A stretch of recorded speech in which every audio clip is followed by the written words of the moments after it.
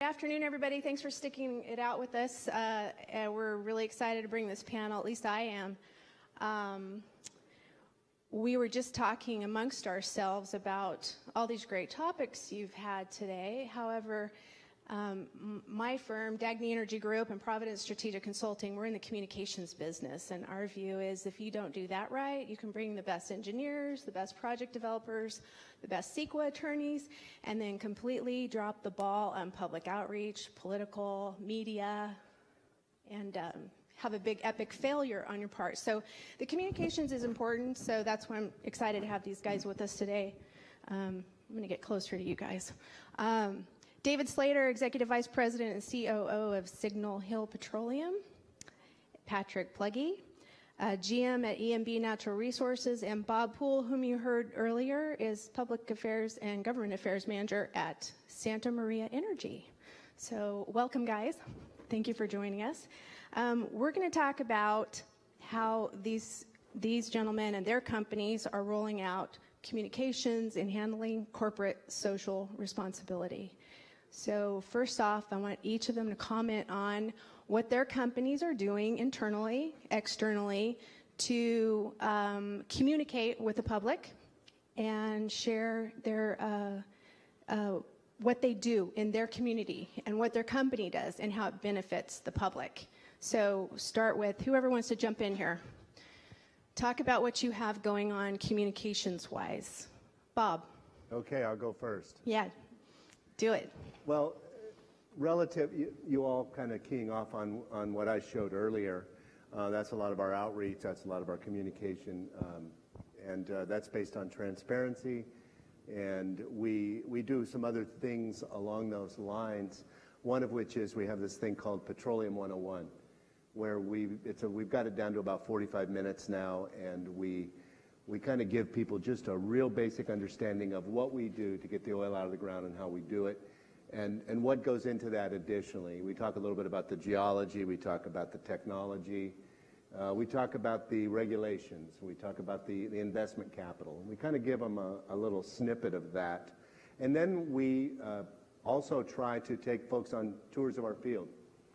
And I don't know, is Marilou still here? We're 3 out of the last 5 years.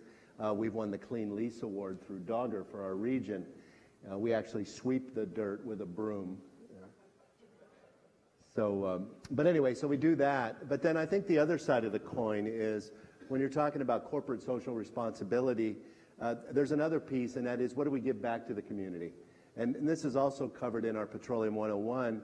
And there are several legs on that stool, one of which is that we actually volunteer. I'm on a number of boards. I'm on our local college foundation board, for example. I'm on the board of a community action commission, which delivers all kinds of services such as Meals on Wheels and Head Start and all those types of programs. So we're doing that.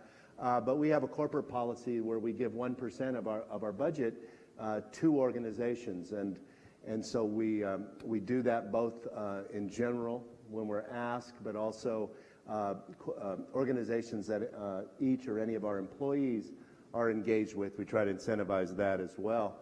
At the same time, that gives us an opportunity to have conversations with these folks, so to speak, in a captive way. But that helps further that educational thing. I think for starts, I'll leave that there.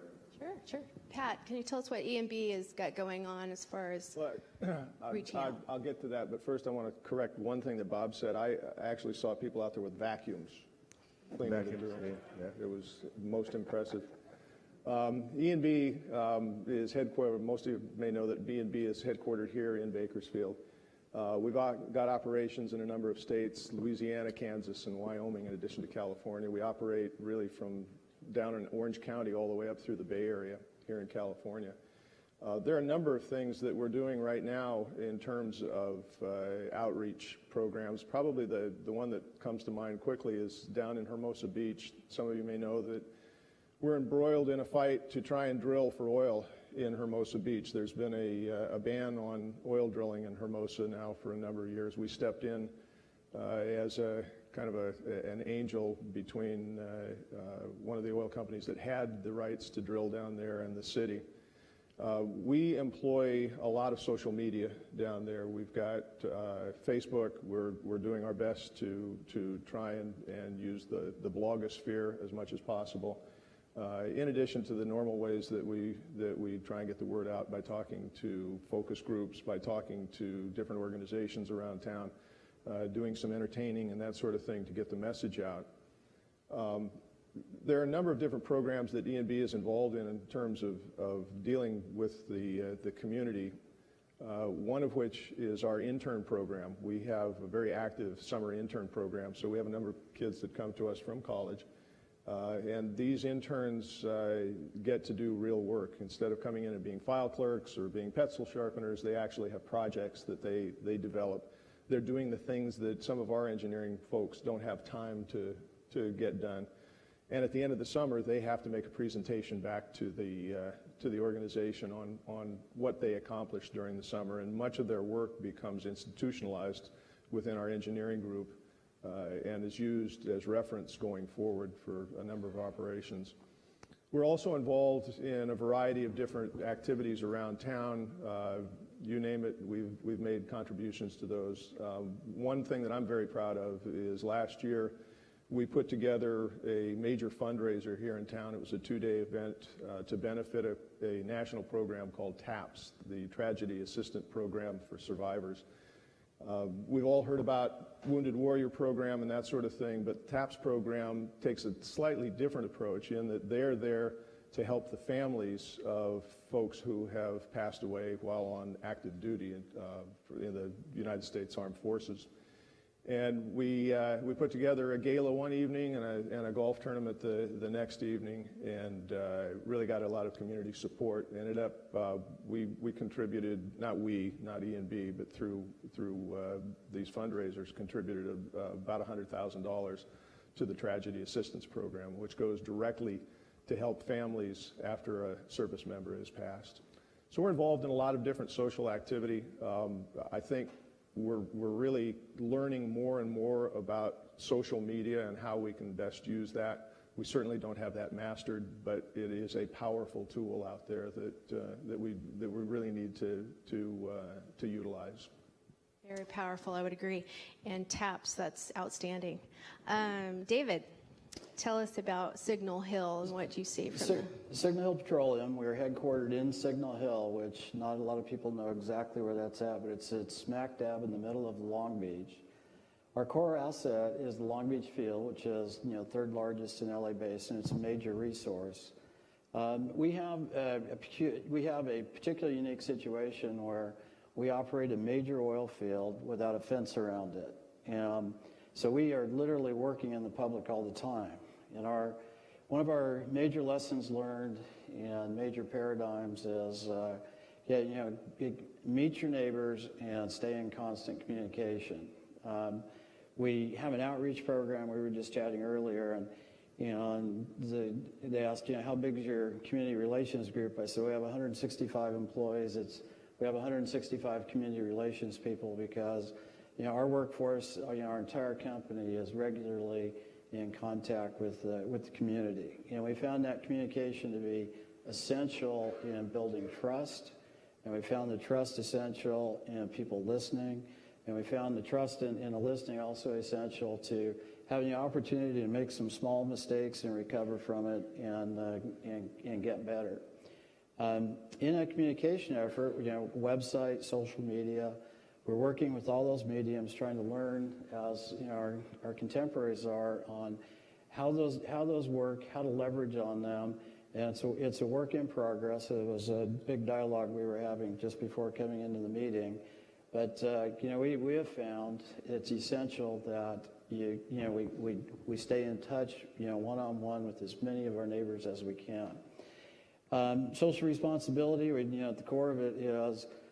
Be a good neighbor, and that's one of our basic core values. But in working with the community, we also believe it's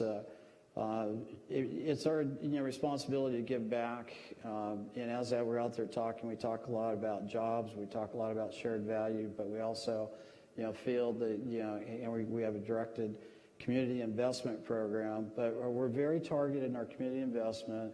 We're looking for opportunities that are meaningful, have direct impact in our local community, and we can go meet and feel and touch the people that are being affected.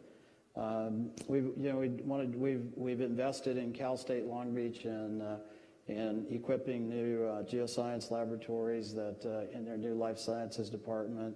We've invested in one of the programs we invested in many years ago, and we continue to support, and it has been a runaway success beyond our wildest dreams, is a Movies in the Park program throughout Greater Long Beach.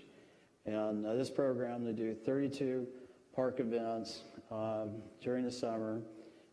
Everything's free. They provide popcorn. And the feedback we've gotten is so incredible. It's just incredible on a human level. The police department contacted the Parks and Recs group, and we discussed adding events in certain neighborhoods because they found that these events actually reduce crime in the neighborhood following when they had an event, and that's kind of the unintended consequences of reaching out and investing in our communities. And it's very tough. It's very tough to resist the opportunities to buy influence. But that's one of the acid tests that we put community investment through is, can we see it, touch it, feel it?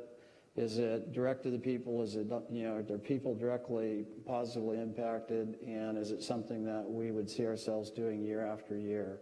I think that's very important. Get back, we think the biggest social responsibility is run a great business, sustainable, really respect the environment, really respect your neighbors, and communicate about jobs and shared value.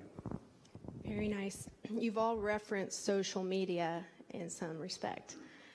There's overall an impression the oil industry is behind in social media, behind opposition groups who are pretty sophisticated often in this space. Do you believe the industry has been reticent to embrace social media? What about your company? And how would you balance social media with, as you said, the personal, also maintaining that personal connection? What's your philosophy on that?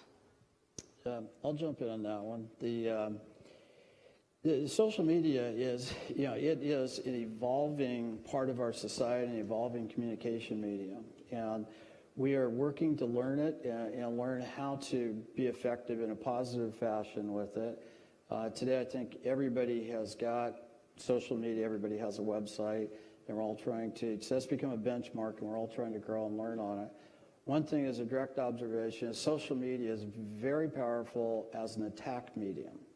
And the attack medium, driving controversy, drives people to social media, and so they are motivated to go see the content.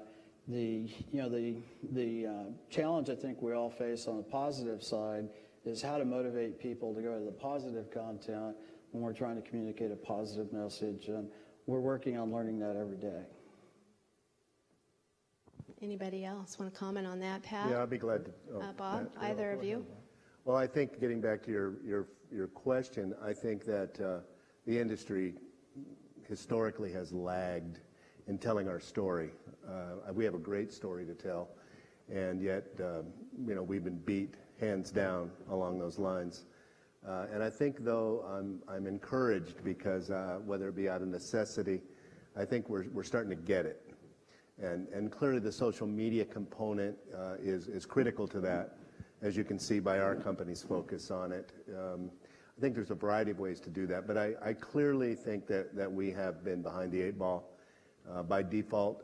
I would hope, I know some of the smaller companies are a little more flexible to jump out there individually like ourselves, and I would hope that as we continue that some of the larger companies get more of an emphasis on doing the same thing. I think there needs to be an integrated message as well. It needs to, we can't all send out different messages.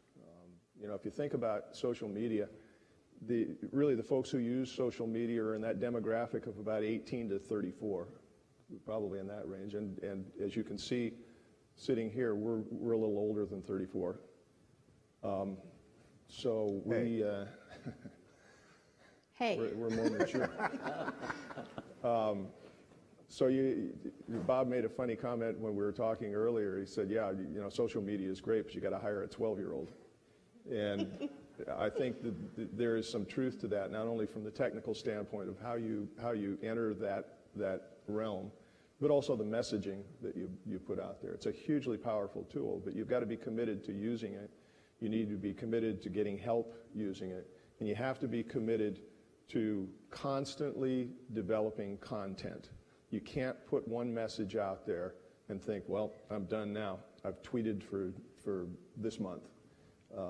There's a lot of work that goes into that, and it cannot be approached just helter-skelter. You really got to have a plan and integrate that plan with your whole project of marketing your company.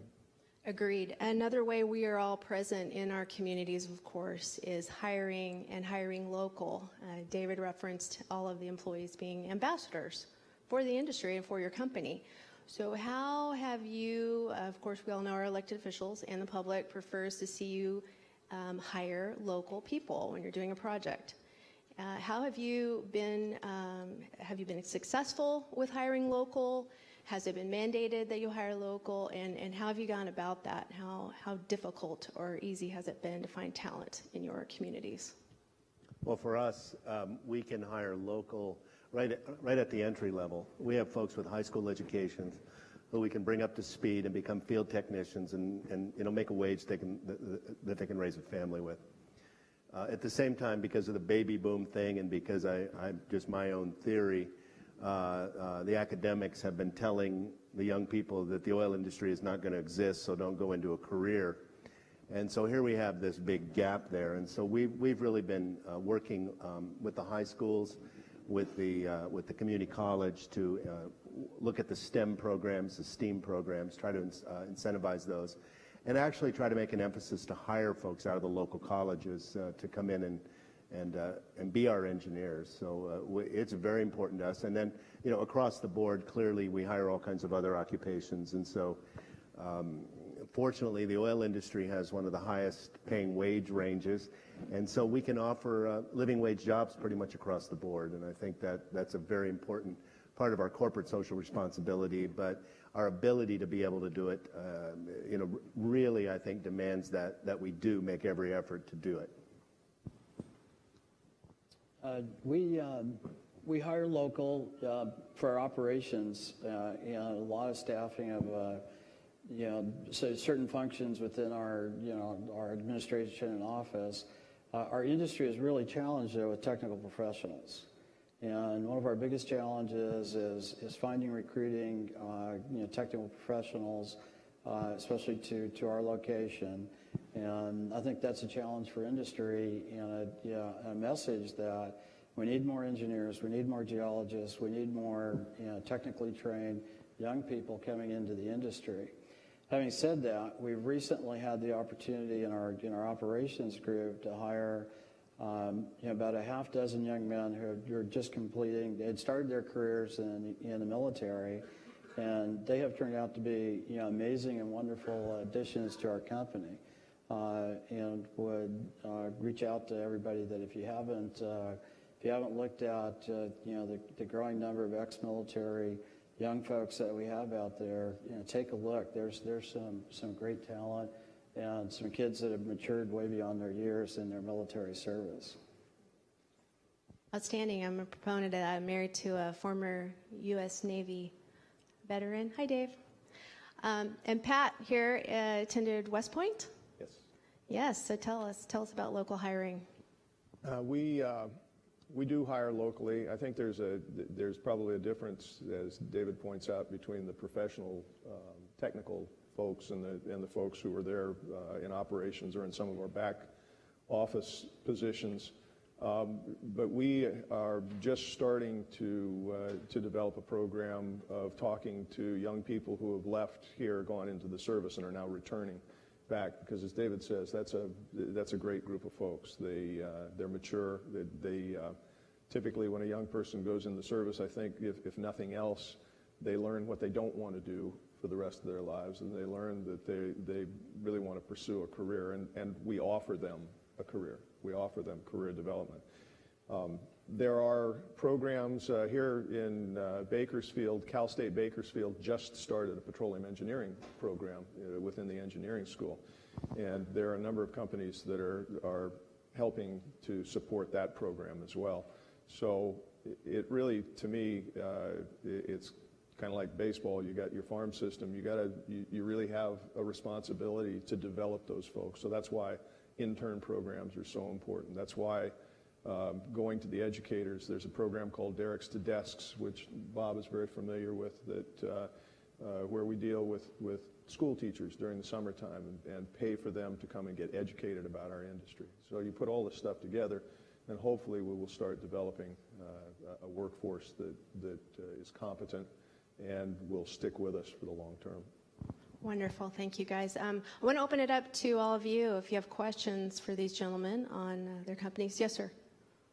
Before you started spending a lot of money, did you do any demographic studies of the community to find out, who's out there and who you should target?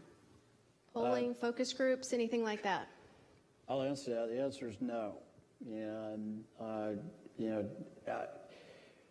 we don't know demographics. We know our neighborhoods. We look for need. We look for a need that where there can be a real impact. And we're not targeting.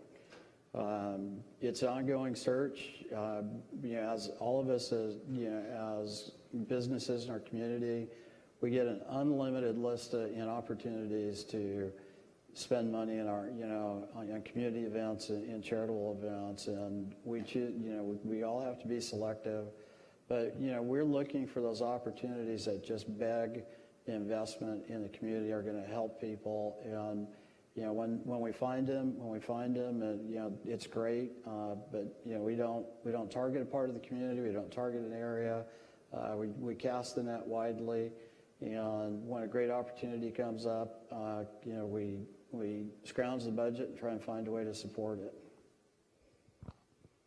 Bob, maybe are you being a little more targeted over in Santa Barbara, where the industry is trying to fight Measure P, vote no on Measure P, if you're in Santa Barbara? What are you doing as far as that question goes? Well, one of the things, the demographics do drive things, obviously. And over in the northern Santa Barbara County, we have a huge Latino population. And so it was really important that we reach the Latino population in the way that they normally get their information. And so we did focus a lot of that, I think the campaign in particular, but we as an organization doing business there as well. And we found that, one of the things is big agriculture, so they listen to a lot of radio. So we're tailoring the messages that way too. So yes, to an extent, we are going after demographics, but I think echoing what David said, we know our community, we get to know our community. There are groups there such as the Future Business Leaders, the Young Professionals, there are various Latino organizations, but across the board, I think that all kind of filters in, and we try to be something to everybody. We try to reach out and see what their needs are and how they integrate with ours, and I think from there it just kind of springs. Did you have anything to add, Pat? Only that we kind of do a little bit of both. We, with our Hermosa Beach project, we do have focus groups, and we are actually going out and talking about needs and that sort of thing with folks and trying to answer those. And that's in an environment where we're trying to actually win the hearts and minds of the folks that are there. Here in Bakersfield or in some of our other operating areas, most of the charitable work that we're doing is not necessarily geared toward winning the hearts and minds of any specific group. We're not going out there and trying to find out, hey, what's going to make these guys like us this week. Much of what we do just springs from management's philosophy on what's the right thing to do. Where is the need? Where can we support the community? The Piles Boys Camp, for example, and other charitable groups around the community. I'd like to add on to Pat, your company, E&B, and ours. We're both members of what's called the Energy Fund Partners. I know your CEO, Steve Layton, was just recently when we gave out money to schools, direct money to schools, and it's a composition of the oil companies basically coming together. Folks put together a proposal for a particular need that's not being funded through normal sources, and so we actually target and reach out that way directly to the educational community. And I know your company and a lot of others, folks doing business in Santa Barbara County is pretty much where that shakes. But Very nice. Anybody else have a question for these gentlemen? Yes, sir. I think this topic, if not the most important, is one of the most important topics of the whole day today. And I like what I see, being an insider in the industry. You guys are doing a fantastic job, and like seeing the stuff that Bob was presenting, that Santa Maria is doing, it's compelling. It's very interesting, and it's neat to see that. But it seems like at some point you guys need help from some of the big guys, and I'm wondering when if that's starting to happen now. I'd be very interested in hearing your perspectives on that topic. Are some of those big guys starting to come around, because it would sure be a big help for all of us. Y'all have Go ahead, comment David. on that? I was going to say, the topic of conversation is how the industry can better leverage on each individual company's efforts, and we have a tremendous way to go there. But the industry also has some tremendous successes. And you say the big guys, there's been some very large level statewide issues like Prop 87 that faced the industry. The industry successfully coalesced in. But we have, I want to give, a compliment to SIPA, Rock and Blair and Anthony, that they are a catalyst at a high level that brings this industry together in an incredible way. If we can figure out how to leverage on what they do on the bigger picture, and keep bringing that down to the community level on our message and our community outreach and contribution, we have a lot of ground to gain. But it's tough. It's a tough mission. And one of the things we were talking about just before we came on is it's easy to get lost in the day-to-day of your business and not look up until there's a problem facing you, and then it's like, well, we got to talk to the community. It's got to be an ongoing effort, and how we can coordinate to the the benefit of our industry and our communities in a message and an outreach and investment is a good question, a great place that we can improve. But bigger picture, statewide level, we have an amazing catalyst in our SIPA organization. I want to give a shameless plug to Current Citizens for Energy. Many of our local oil companies, which are large players in that space, have stepped up, and WISPA and SIPA, big supporters of Current Citizens for Energy, this table in the back, and doing exactly what you referenced. We need to start telling our story, telling the positives, and we are doing that in a very big way. Many of you know there will be an EIR. It's underway now by Kern County Planning. It's of huge importance to the industry. It will give us a framework, certainty. That's the hope and the goal. And during that process, we want to find everyone who supports oil and gas and those who need more education on that topic. And that's what we're doing with that coalition. So I would say they are stepping up in a pretty big way on that effort, which is fantastic. Any other questions? Yes, sir. You just mentioned the EIR they're doing in Kern County, is that right? That's correct. Is this effort also geared toward ensuring that the counties are the lead agencies in doing EIRs, or? No, specifically in Kern County, Kern County is the lead agency on that EIR. I don't know that there's any larger purpose to that, no. I couldn't speak to that. You sound like you're inclined to hope that's the case. Yes. Yes. Anybody else have a question for these gentlemen? Wonderful. Please join me in thanking them for their time today.